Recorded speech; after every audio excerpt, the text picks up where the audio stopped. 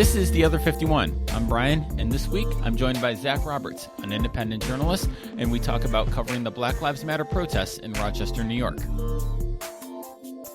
My guest this week is one of my very first students at SUNY Oswego. I didn't have to teach him much because he's very, very good and fearless as a reporter. He's an independent journalist, and we're going to talk about his work and specifically his work covering recent protests in Rochester, New York. But Zach Roberts, welcome to The Other 51. Amazing to be here. Thank you so much for having me. Yes, and thank you for putting up with me when I was teaching before I knew what I was doing. So I do appreciate that. Well, thank you for putting up with me when I thought I knew everything. I mean that's part of it, right? I mean, you're in college, you think you know everything, and then you get out and you're like, oh, I didn't know anything. And I'm as much like that too. So yeah. so I'm really interested because you were a great student in my JLM 319 class back in 2014, and I've been following your career kind of since then. And just kind of talk a little bit about your career path. And I know you're independent and doing a lot of freelance work, but just kind of talk about what you do and kind of how you landed on this as your job. What is my job? But what is a freelance journalist job in 2020 in the middle of COVID as well? It's a really good question. 80% of it is filing invoices. No, and filing paperwork, but it's super sexy. I started in 2006. I got just out of the blue. Basically, I got a internship working with a investigative journalist who named Greg Palast, who works for BBC, Guardian, Rolling Stone. Mainly on investigating voter suppression and kind of economic issues as well. And that just was a lucky thing. I went to a conference he was speaking at and basically walked up to him and helped him. He was selling books that, he was selling books that he wrote, and I just basically helped him put up the books and then asked, hey, can I do an intern? And his assistant was like, yes, you have the job because you helped, which is something I always tell, students and that sort of thing that listen to me are like, well, how do you get internships? How do you do them? I'm like, well, of course, there's the process of, through your school and knowing somebody or whatever. But sometimes that weird moment of that had nothing to do with journalism. That had to do with he's willing to do the work. He's right. willing to, do the actual work that keeps, because it was a nonprofit investigative outfit. So we sold books and everything like that to make our ends meet and be able to do the journalism, because, especially back in 2006, it wasn't really a big thing to talk about voter suppression. It was in the kind of conspiracy world of stuff. And so now that we talk about it daily and the president of the United States is actually admitting he's trying to do it, it's kind of mainstream, but back then it was not. I went from there. I started as a researcher, working with him. I had always dabbled in photography. It was just kind of like, oh, I have a camera. I'll take photos too. And then I went into videography, because obviously we do documentaries for BBC and other places. And then Occupy Wall Street came along and basically changed my career in so much as I had a bunch of photos that went viral. I didn't make any money. I didn't know what I was doing. Mm-hmm. I actually still do. I covered Occupy Wall Street almost every single day for 3 months, and in New York City, and I think I made a total of $1,200. Mm-hmm. Luckily, I was also then working at B&H Photo Video, so I had a full-time job that I was very absent at because I was covering protests until 2:00 in the morning, and then being completely, and then having to file photos and everything like that.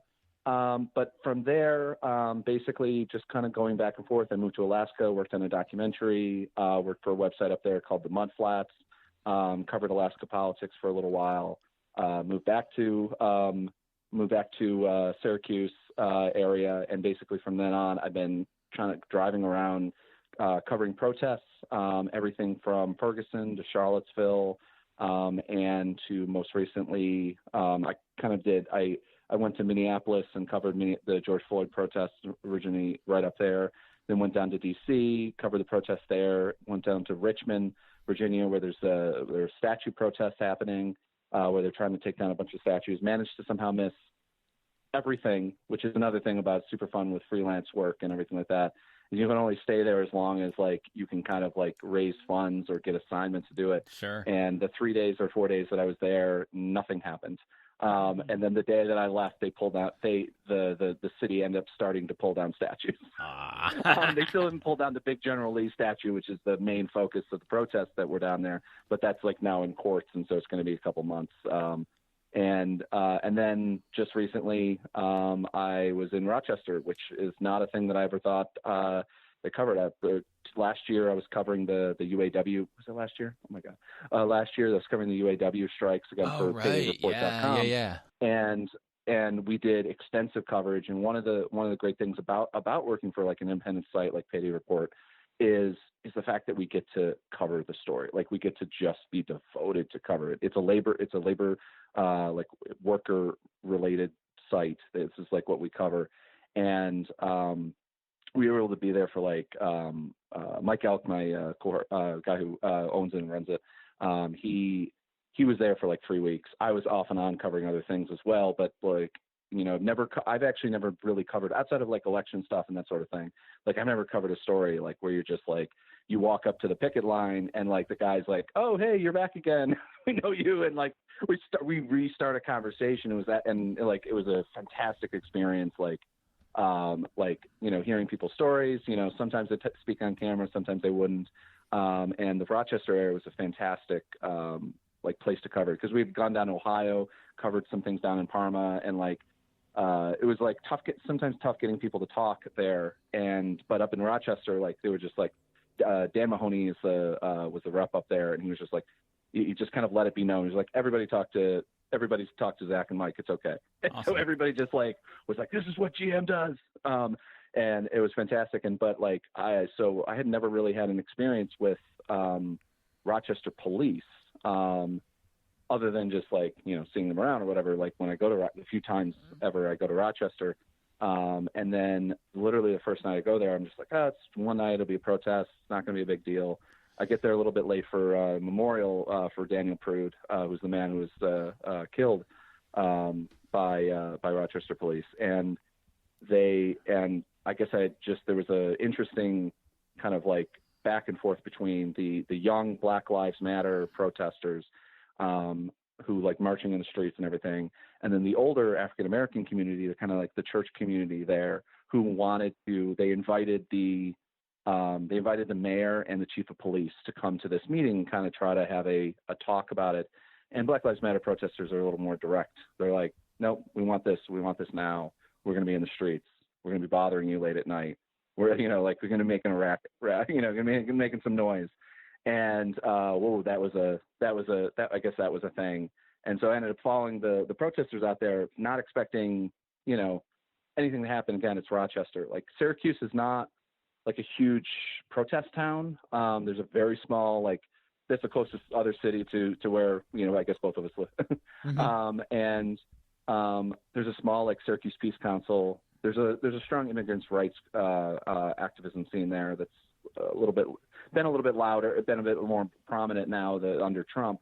But the Syracuse Peace Council is like, I don't know, I haven't seen them in a year or two, but like I assume it's the same 14 people that I'd actually volunteered for them years ago when I was at Syracuse University, and like they had a newsletter, and so I was, you know, trying to find any publication I could like do something for. And it was like, I'm like, oh my God, I remember you guys during the Iraq War, and then now I've seen you guys during the Trump administration. And it's the same scene, which is something you see all the time when you cover stories. It's like the same thing when I covered Occupy Wall Street. I'm like, I recognize all these people from the Iraq War protests back in 2004 in the first early days. But I get to Rochester, and that's the first thing I have, and then I go cover go to the area where Daniel was killed, or where he was. I guess he was killed. I mean, you can say he was in a coma, and then he died later. But and there was a raucous protest, just a gathering, like had music and that sort of thing, which is kind of a standard thing that I've seen at every single one of these, which is unfortunately something I can say now that that it's like there's a standard thing. It's like black man is murdered, killed by cops. and they have protests and gatherings, and then kind of the town people get together, and then they go off in March, and they went to March, and I didn't expect anything. It's Rochester. It's not, I don't know. It's not on my head. It's like, it's not Ferguson. It's not, a Right. southern, it's not usually a southern city, or it's not like, oh, Rochester isn't like one of those cities. Right. Again, being completely and totally ignorant on this subject, because again, it's like Rochester is just not something I think about that much. But it's just a weird upstate New York thing, especially considering like I've only covered probably 4 stories in Syracuse in the last like 3 years. I usually just drive through Syracuse, which is like, I'm a bad local news person. I cover big stories and things like that. But yeah, it's and then we get to the ended up marching up to the public safety building, which is where the police and fire department centered. And the police are already out in line. They have a big metal fences out. Like if you've seen any photos or videos from the scene, you know what I'm talking about. Mm-hmm. And the protesters just come up and start like banging on them and making a lot of noise or whatever. It's a big area. There's a parking lot behind there, so it's a big open space. And a couple water bottles are thrown, half-empty water bottles. Weirdly, no soup cans. I know that President Trump thinks that I did not see anyone bringing soup for their family. Sorry, I'm still like that video is still like is one of the things that's gotten me through. It's so ridiculous. But I've covered nearly on the East Coast, east of the Mississippi. I've covered almost every major protest that's happened in the last 2 years. And I've never seen a soup can. But anyways, so very much beside the point. And then the police, after about an hour of that, no calls to disperse, no calls to do anything. They just they'd already had like their helmets on their side, and you could see, if you had, like, I have a telephoto lens obviously, and I could see that they had things prepared, and they ended up shooting at the crowd with something actually I've never experienced before, weirdly, pepper pellets. Okay. They're these small, like BB size.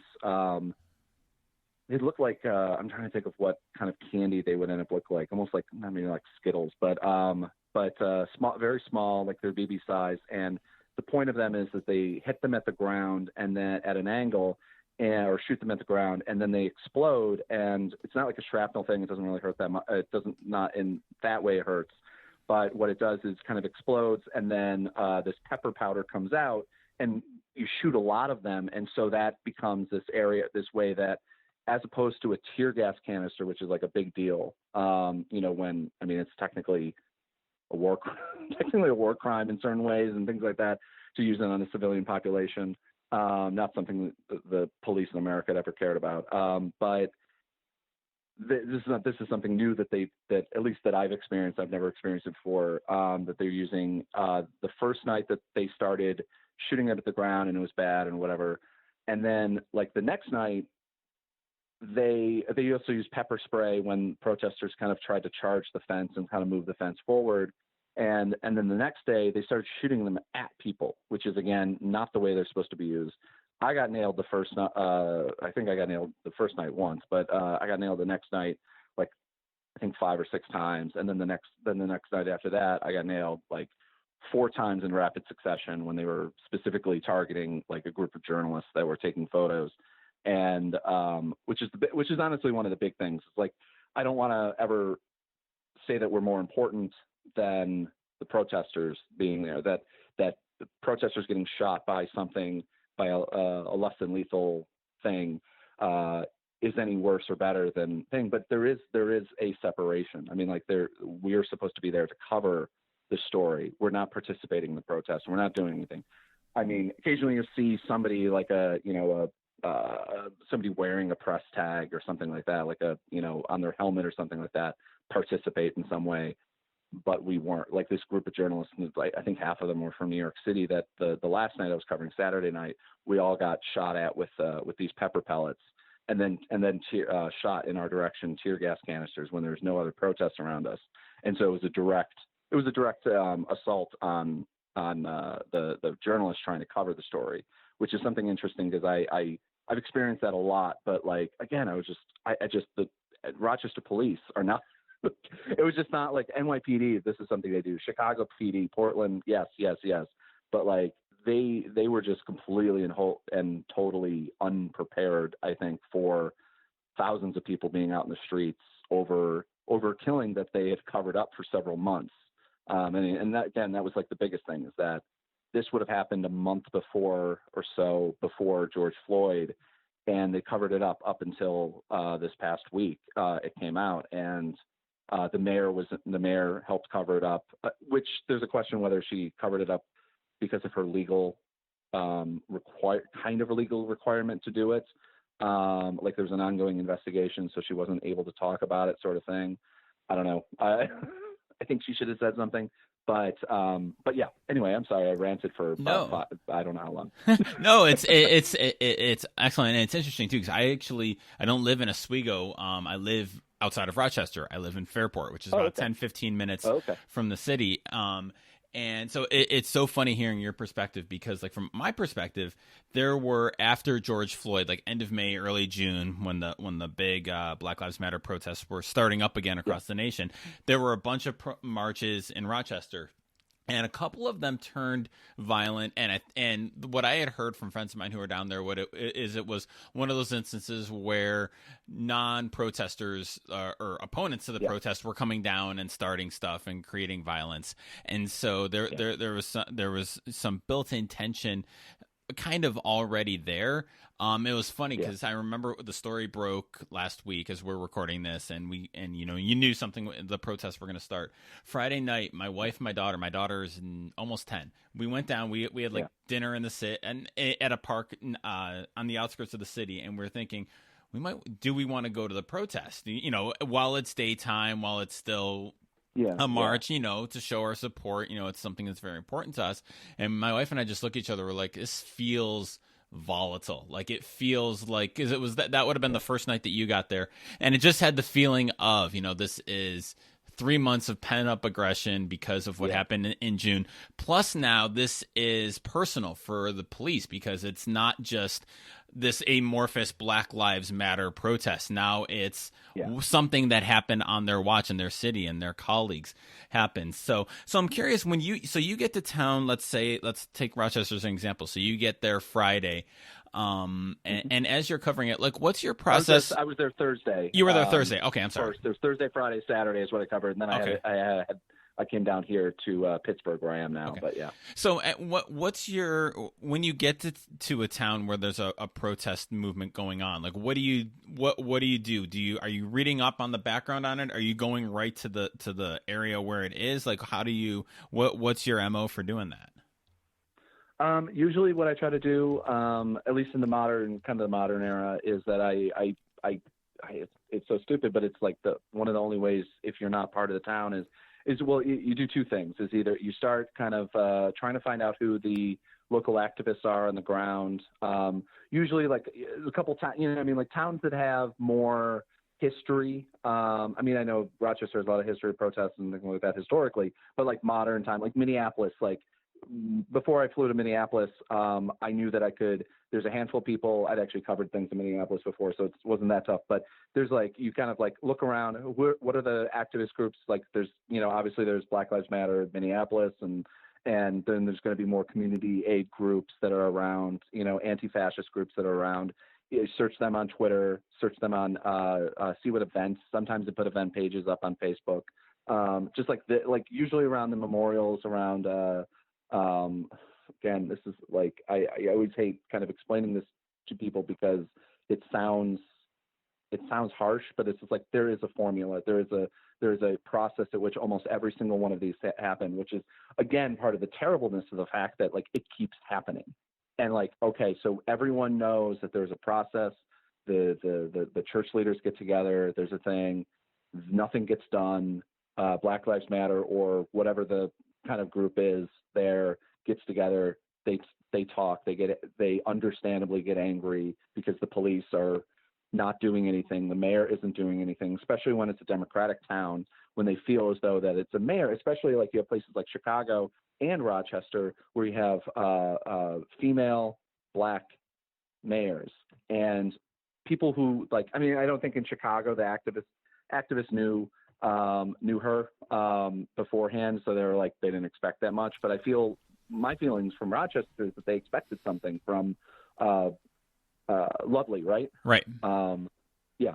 And so they expected something from her more than the cover up, which is a big deal, and then also just the kind of I don't know what to do, and like the way that she I was at it was like a memorial vigil event where there's church leaders and like initially the chief of police and the mayor were there, and they got run off. I wouldn't say they got run off, but they got yelled at by Black Lives Matter protesters that had kind of, I don't know, I guess crashed the event is again, like, I'm trying to think of another word for it. That's whatever. They showed up in protest, which is what you do.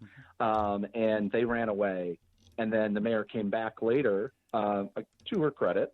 But she took a couple questions from the older crowd that was there. And then they weren't protesters. It's just two very angry men were there and showed up and started yelling at her. And they clearly didn't have a message there. They were just like angry at her and in general a message, but she booked out of there. She ran out of there like she was under fire.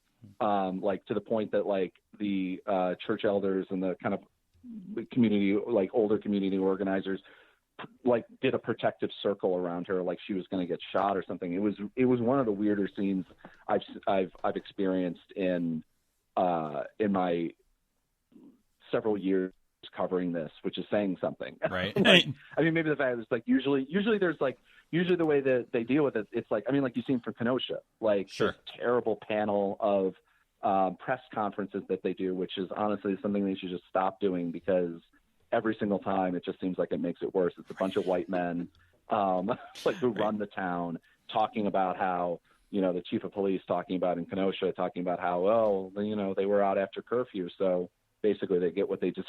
Right. Like, that was like, you want to piss somebody off and make things worse.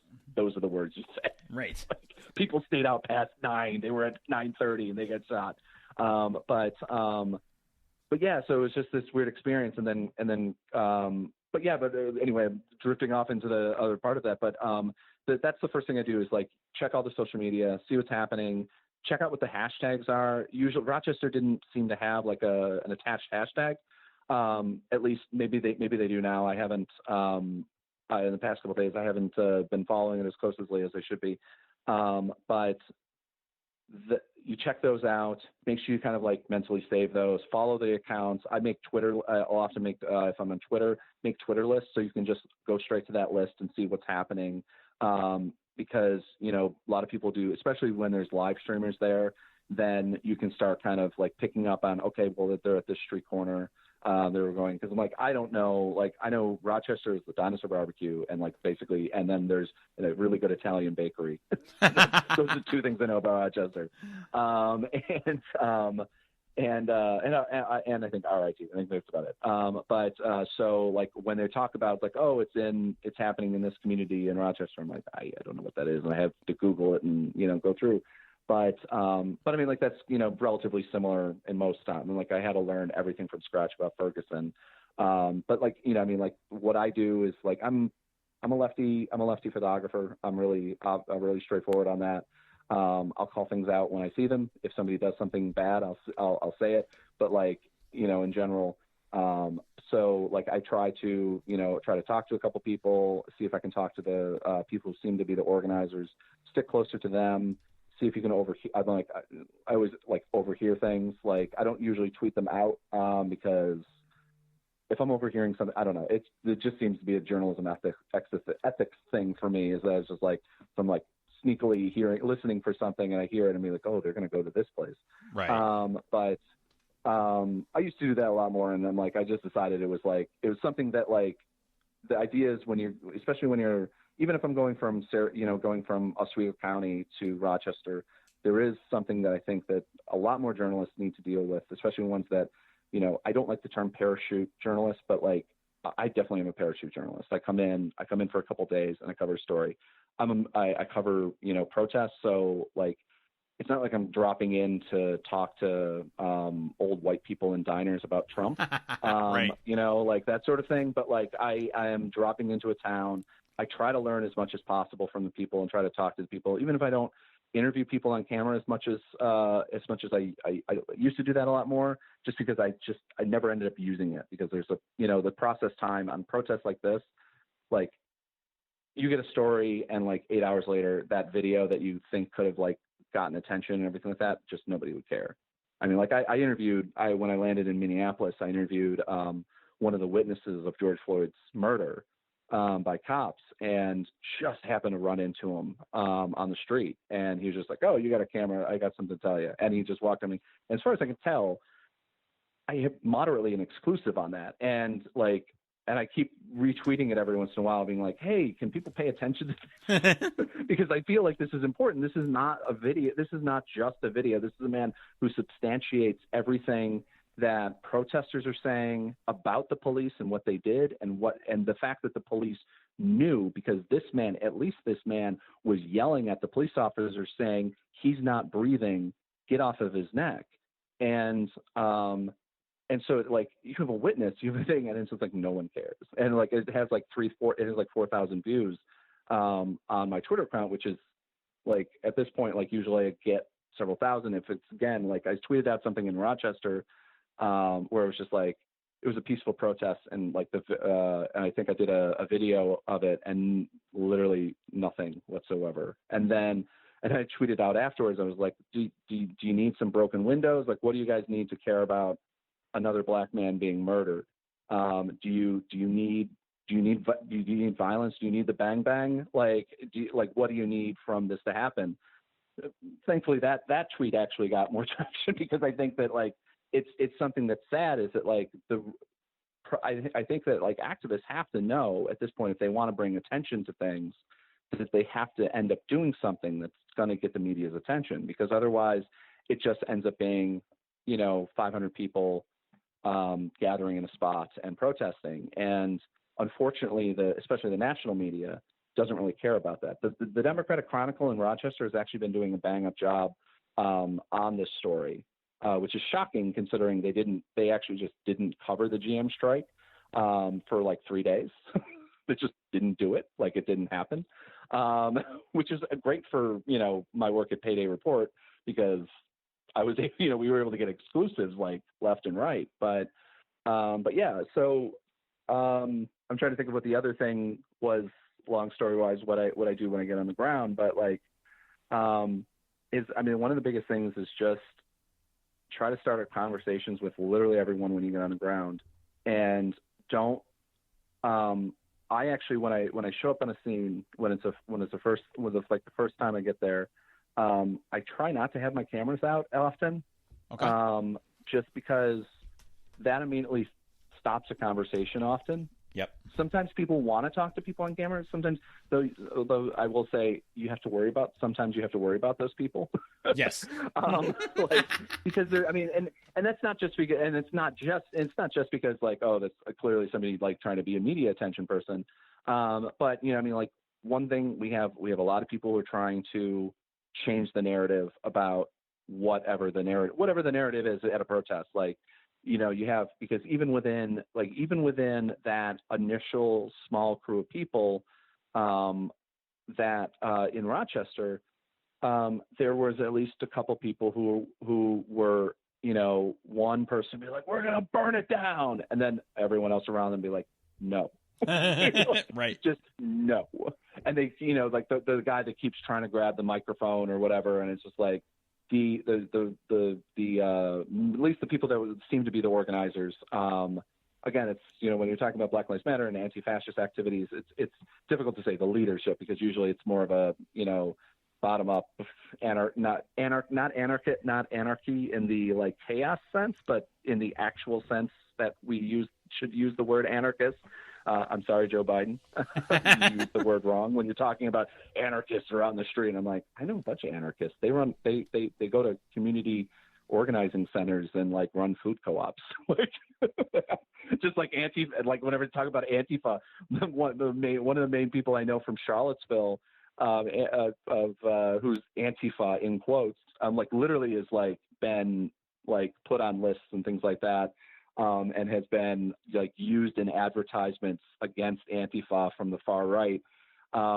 She mainly, what she does is she goes to City Hall and documents it and live tweets it. Like that's like that's it. 80% of what she does. That's 80% of what anti-fascists do. But yeah, but you got to, I mean, like you find those people, you know, you talk to them as much as you can. And especially like I'm a white dude. I strictly wear basically, usually wear a polo shirt and khakis, that I got from Eddie Bauer. And so I know that my entry into that crowd is tough, because they don't know that, you know, I mean, like, they don't know that I've been like, look at, this is what I do for 15 years. Like, like they don't know who I am. That sounds really egotistical. I'm like, they don't know who I am. They don't know that I'm not a bad actor, because there's so many bad actors that show up on the scene now. Like, again, in Rochester, I wrote up this piece on my website, visu.news, that just, I was like, oh, God, I have to spend this time doing a fact check on this, because there's a handful of, well, they used to be live streamers. Now they're just media grifters, basically, like Andy No and Tim Pool and Ian something or another. And they never show up to protests anymore. They don't do anything. What they do is they grab little parts of other videos, take them out of context, tweet them out, and get millions of views out of it. And so I ended up covering, which is, again, this is something that, like, you know, if you are covering protests, you need to really be careful about what you retweet, and like only do it from trusted sources. And if there's a way that you can find another video, this is one of the good things about everyone bringing their phone and live streaming everything in protest now, is that, you know, you can find a video of, like, this video in Rochester. There was two Black Lives Matter protesters who were locking. They put up a road, I don't know, some sort of road thing up against doors of a parking garage. It was this huge parking garage in downtown Rochester, and they locked off one of the entrances into where you go to the elevators. And there's two police officers in there.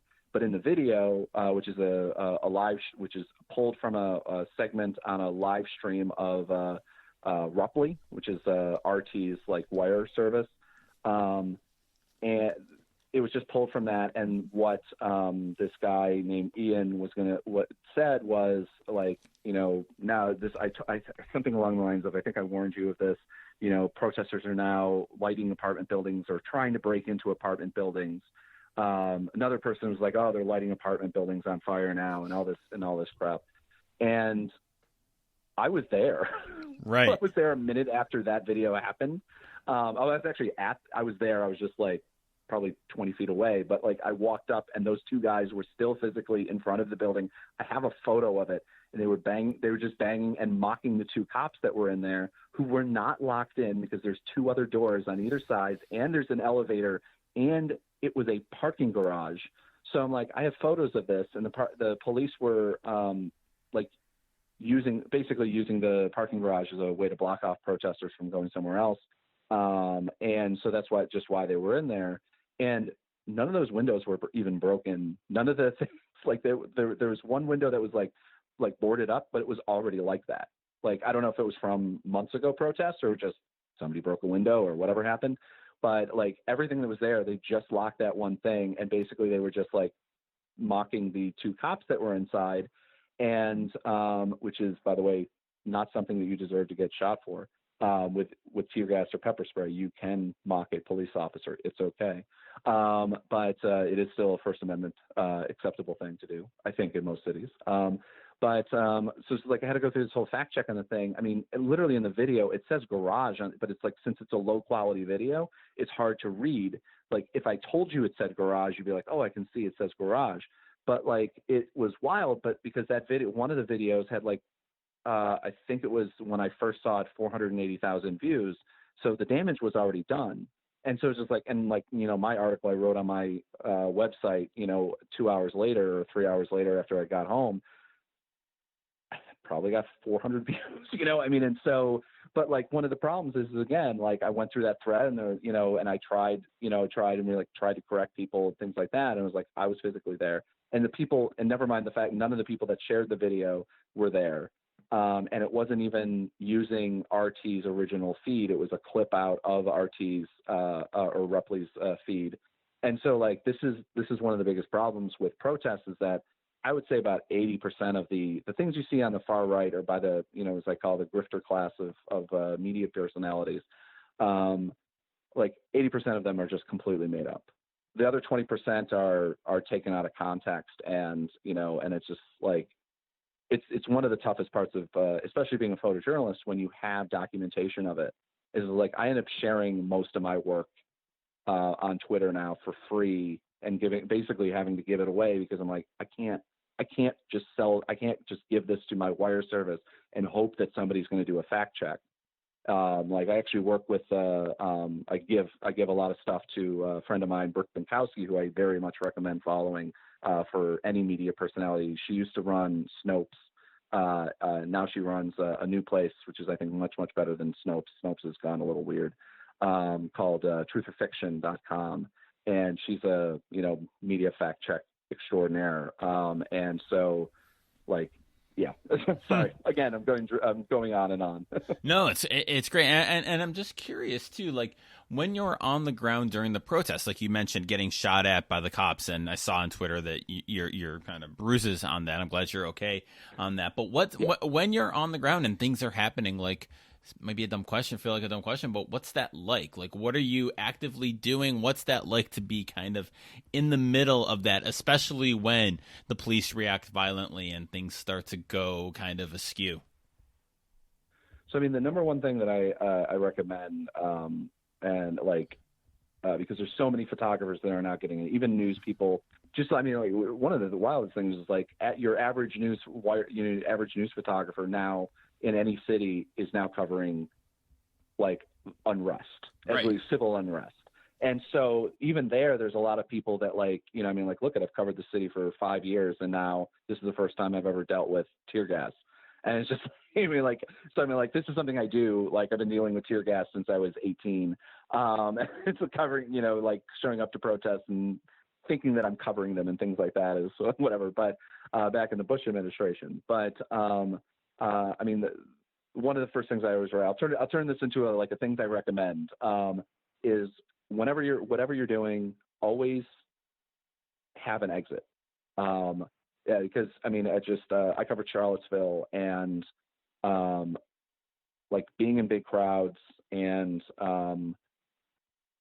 being in a situation like I was actually trampled at because of police were pushing protesters back at Occupy Wall Street, and I tripped over the edge of the sidewalk and fell, and I was trampled by a bunch of protesters who tried to get around me, but there's no other option because the police were swinging at people with batons, and ended up getting beaten on the ground while I was there by cops trying to get up, yelling press.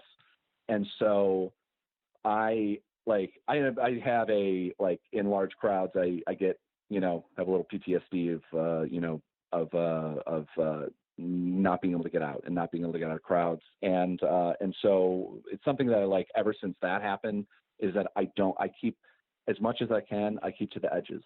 Obviously sometimes, I mean, that's a good recommendation in COVID as well. Just right. Yes.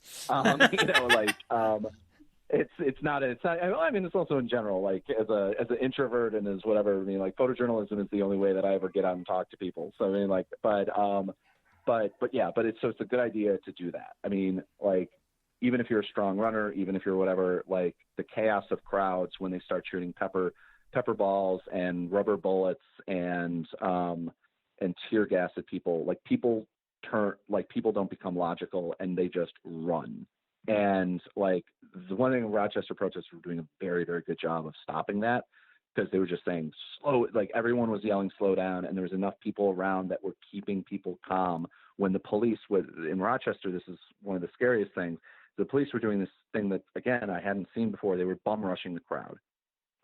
They were slow march, and then just out of the blue with no warning, they would, I mean, obviously after a warning, this is a disperse, the next day after Thursday, Friday and Saturday, they started doing disbursements. Like this is an illegal protest or whatever the words they said, but they would just run full force at the crowds, which is terrifying. Like people with guns running straight at you, whether they're pepper, guns that shoot BBs at you, or, I mean, they do have guns on their, hand, but like running full force at you, and like 100 of them running at you. Never mind the protesters were much, obviously greater numbers, but the protesters had water bottles and umbrellas for the first night and the second night, really. And so that's the first thing. Like I always keep to the center. I always keep to the outsides. I've started shooting a lot of stuff with my telephoto lens that I used to shoot. Like I used to carry on 17 to 35 millimeter lens, which is a super wide angle lens, and try to get in as close as possible. COVID again has changed a lot of that because when people even if they're wearing a mask, like people are yelling and chanting and stuff like that, it's not safe. And so that ends up being, that's part of it. But, even before that, I'm getting a little bit older. I've getting a little bit more out of shape, especially under COVID, not covering these things every day like I used to, and not going to the gym and everything like that. But, and so like I stay to the outsides as much as I can, run in, get my shots, run back out, which is like process to do. Also, hopefully that stops you from being a target from the cops, because certain departments are better than others. Some police departments will really, supposedly I'm told, I haven't experienced one yet, will stay away from shooting police. Others won't. Rochester police absolutely won't. They were targeting us. And so like I get my shots and then I run back. I stay behind as much as I can. Especially, as another thing, if there's like the little, I don't know, a light pole or something like that, just stand behind the light pole. Because when a crowd comes running or something like that, or gives you a little bit of a protection or whatever, but stand behind the light pole, because when the crowd comes running, they'll have to run around it, and at least you'll be able to have that level of, protection on that, and you won't get trampled, or you won't get stuck somewhere you don't want to be. I mean, another thing is you don't want to be stuck in the middle of the crowd running, not only again because of COVID or whatever, but also because just, anything can happen. The person in front of you can fall or whatever. It's a big paranoia. I mean, that's why I talk about that so much. But I mean, the other thing is, being prepared enough to, always have, obviously now we have to wear masks, and it's, don't go to a protest and don't wear a mask. Don't be that guy. Don't be that person. But also, wearing a, the easiest ones to get are the half respirator masks called P100 masks from 3M. And that's what I have right now. I'm slowly investing in a much more expensive, it's like $300 to $400 full face mask with the things. I can't recommend enough. I have a friend of mine who lost an eye in Minneapolis, Linda Torado. She sure people follow, if you follow Minneapolis or not, the protests that originally happened there. Wear some sort of glasses. I just wear glasses normally, so I'm wearing glasses all the time, obviously. But go to Home Depot, go to Lowe's or whatever, and buy like the construction glasses, because even one of those little pellet things, like that was enough to break my skin and cause quite a bad bruise. Like I have now after that photo. It's actually spread to this huge bruise. It also hit me in the. I had another one that hit me in the chest, and I still have like a bad like little cut there from there. That hit me in the eye. I'm blinded, and so like those little glasses cost like $15 or whatever, and that could be the difference between you being able to see the next day or not. I also I don't do it as much as I should, but I have you don't have to buy like a full military cap and things like that. Like, you don't have to buy the $300 military, 3A rated helmet and everything like that you see on the guys that are cosplaying, in Gettysburg or wherever. But well, but I have one of those. I have one that's actually higher rated than what the military has. But that costs, I luckily had somebody donate that to me, but that's like $1,300, like, or at least actually I think it's a couple thousand. But I was lucky on that. But thankfully I haven't had to wear it. But what I recommend is you can go on Amazon or go on another site, and there's a thing called a bump cap. Looks like a baseball cap. It's a little bit more awkward, but it's a hard plastic shell. It's basically it's a helmet, like it's a construction helmet or hard hat that looks like a baseball cap. So number one, it's really good because it doesn't make you a target. And this is just one thing that's like, if somebody's wearing a helmet, you stick out. And that's the biggest thing as a member of the media that you kind of got to try to figure out that weird thing of standing out as somebody that isn't a protester or isn't obviously a cop, but also not standing out in general, that you become a target to, whether it be somebody behind you throwing something, or a police officer needs a target that they're going to shoot a rubber bullet or something like that at, or a tear gas canister, because it's just not, and that's not putting something against a police officer. That's just saying, that's something you naturally will do, is if you're looking for something, if you're going to launch something into a crowd, you look for something to shoot at, and it's interesting. Just don't stand out as much as possible. And those are like $20. So there's any protester or journalist, everyone should be wearing those. Protect your head. And especially, and don't wear a bike helmet, because bike helmets don't necessarily, especially like the more racing ones, the biggest thing is protecting the back of your head, because you're going to fall down. Like you saw that video from Buffalo of that older man being pushed by the cops. If you were, the reason he got hurt so bad is because he fell back and hit the back of his head. And it's like, it's not really a soft spot, but it's like, did you ever see an old movie where they used to hit people in the back of the head with a blackjack? Like black and white noir movie, noir movies. Like that's where you hit somebody with a blackjack if you want to knock them out, and you can get hurt really, really badly. But again, the biggest problem is that people are throwing things. It happens. And like I got hit really bad in the shoulder with a something. Was not a soup can. But at one of the protests, because some idiot in the back thought that they had a stronger arm than they did, and ended up hitting me, who was at the front of the protest, and not, but yeah, so those are the two things that I can't recommend, or three things. The half face mask allows you to breathe, especially I have asthma, and so allows you to get through that thing. And then wearing glasses and wearing a bump cap, like, protect your head. And then from there, other than, I recommend, why are people wearing shorts? Anyway, I don't understand. People are at the protest wearing shorts and like getting hit with the pepper pellets and things like that. And I'm just like, what are you doing? I know it's summer. I know it's 85 degrees out. I know it's whatever, but Jesus, you're going to a protest. I would also recommend, don't bring your kids and don't bring your dogs to late after 6 o'clock. The after dark, yes. That drives me nuts, is people that bring their small dogs to protest, and I'm just like, that dog's gonna get trampled. Also, they were using LRAD cannons at the protest in Rochester, which it hurts my head. Like my head was ringing for like 2 days after the Saturday night protest when they were using that like crazy. LRAD cannons, by the way, are those basically, you'll see them on top of police trucks. Usually, like one of their, people call them tanks, but they're Bearcats. Like they're big armored, big, not SUVs, but I don't know what to call them. But if you search Bearcat on online, you'll see what they look like. But they use them usually on the top of those or on the back of trucks. And it's this weird flat panel speaker, and it projects noise in a direction, and it's such a high frequency, or it's such a frequency that's meant for human ears to basically hurt.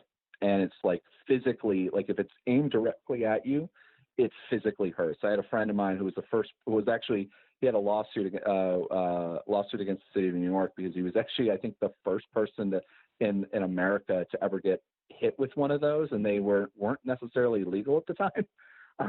So his name is great photojournalist named Shay Horse, who was at Charlottesville and a whole bunch of other protests with me. But he was also one of the J21 protesters who were arrested in Washington, D.C. and he was one of the journalists that was arrested with them. And man, I did a podcast. I think you can search it if you search my name and Shay Horse, where he entails his entire journey, his like 48 long journey in the Washington D.C. Police system, where he was taken to 2 black sites and then where they strip searched him and twice. Anyway, it's a longer story, but if you search my name and his name, you'll probably be able to find it. It's an old podcast I did, but if you want to know why even some journalists are possibly talking about, maybe defund the police and take away some of their things, but yeah. So maybe this is a lighter topic, maybe not, but I ask everybody that I have this on the podcast. So I'll ask you, what's the best thing that you've read lately? The best thing I've read.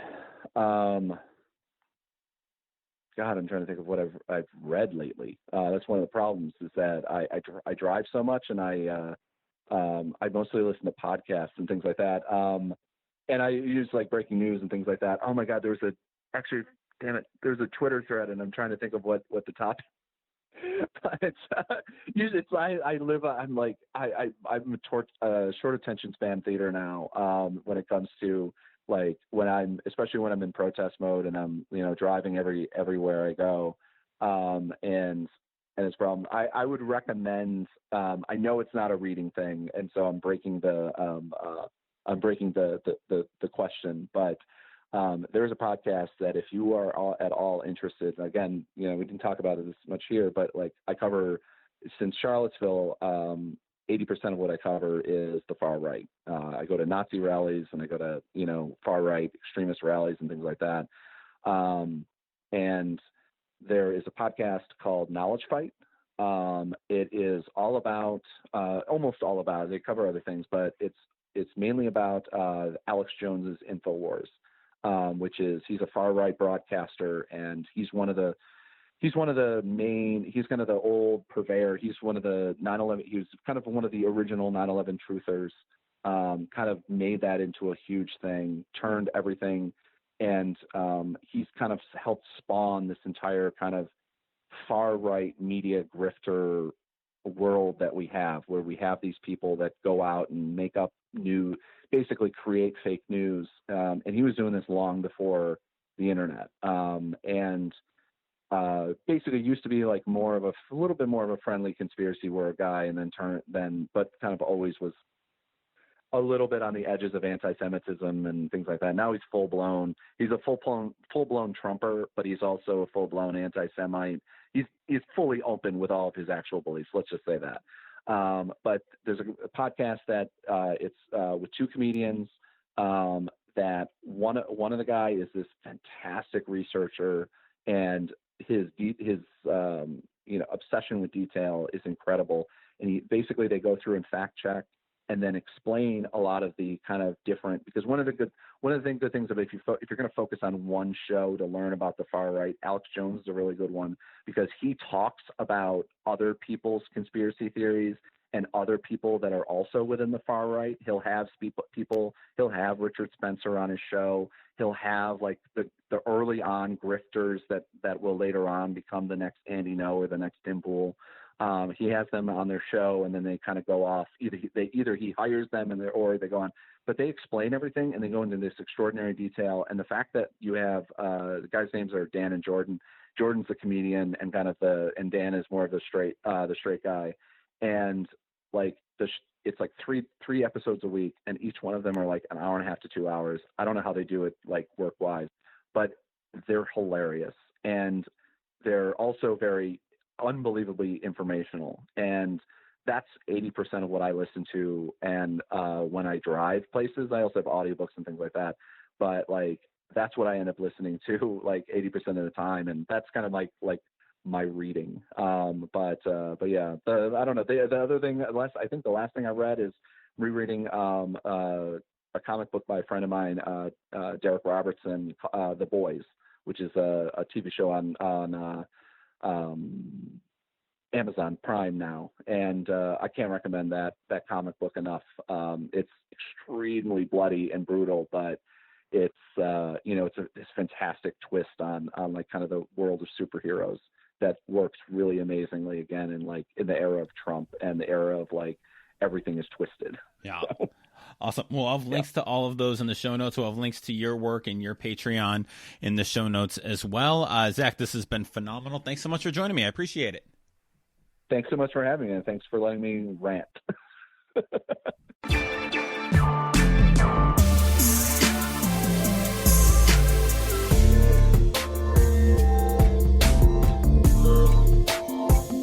Thanks for listening to The Other 51. Show notes for this and all of our episodes can be found at sportsmediaguide.com by clicking on the Other 51 tab. If you like the show, please consider giving it a rating and a review, either at Apple Podcasts or wherever you get your podcasts. It really does help people find the show. Our theme music is by Ellie Moritz.